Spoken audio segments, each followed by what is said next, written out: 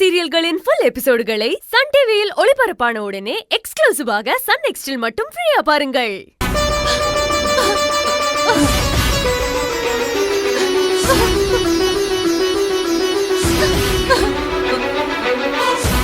காமாட்சி, வேற வழியே இல்லம்மா.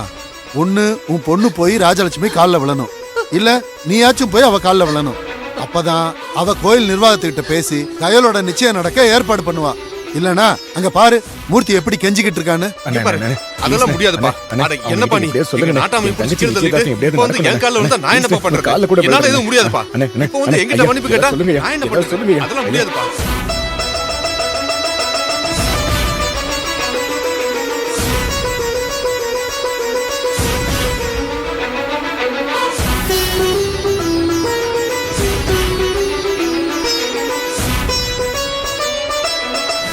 நீ இப்படி யோசிச்சுக்கிட்டே இருந்தா வேலைக்காகாது காமாட்சி. ஒண்ணு உன் பொண்ணை சமாதானப்படுத்து, இல்லையா நீ கிளம்பி போய் ராஜலட்சுமி கால்ல விழு.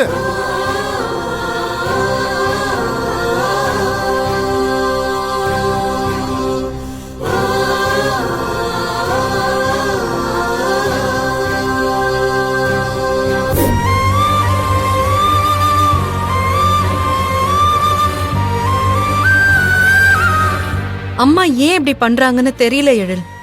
என்னை இறங்கி போக வைக்கிறதுலே குறியா இருக்காங்க. நான் எந்த தப்பும் பண்ணல.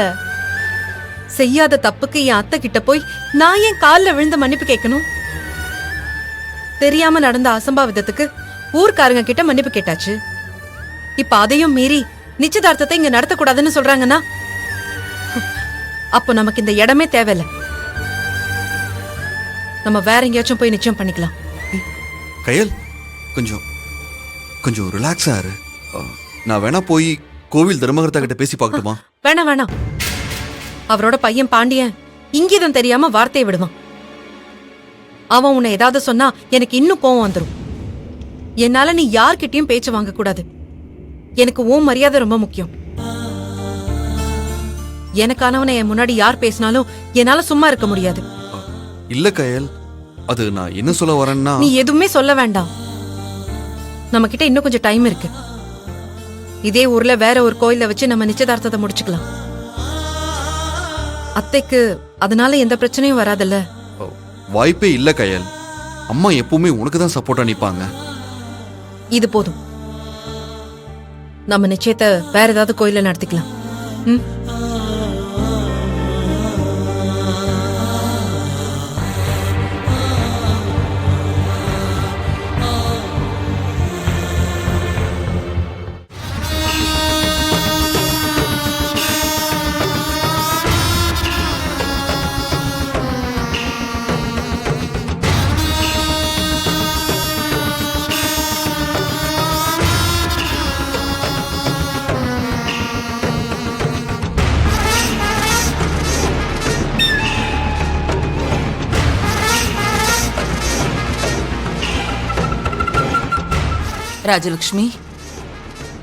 ராஜலட்சுமி, நீங்க வந்து சமரசம் பேசினா உங்க பொண்ணு பண்ணதெல்லாம் இல்லைன்னு ஆயிடுமா?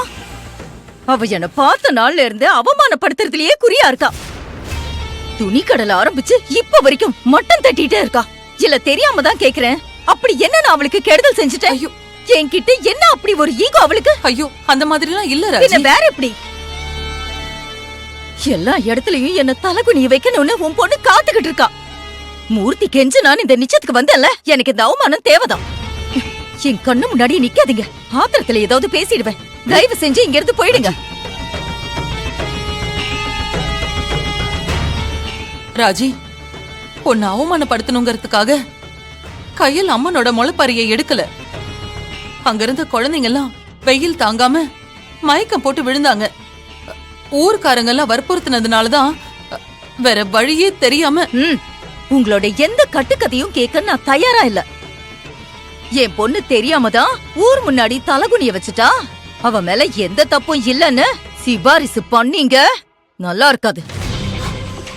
அப்புறம் காலத்துக்கும் உங்க மூஞ்சில முழிக்க மாட்டேன். அப்படியெல்லாம் பேசாத. எனக்காக என் பொண்ணோட நிச்சயத்துக்கு வர மாட்டேன். நீங்க கெஞ்சி குப்பாடு போட்டு கூப்பிட்டாலும் சரி, உங்க மக நிச்சயத்துக்கு நான் வரமாட்டேன். கிளம்புங்க.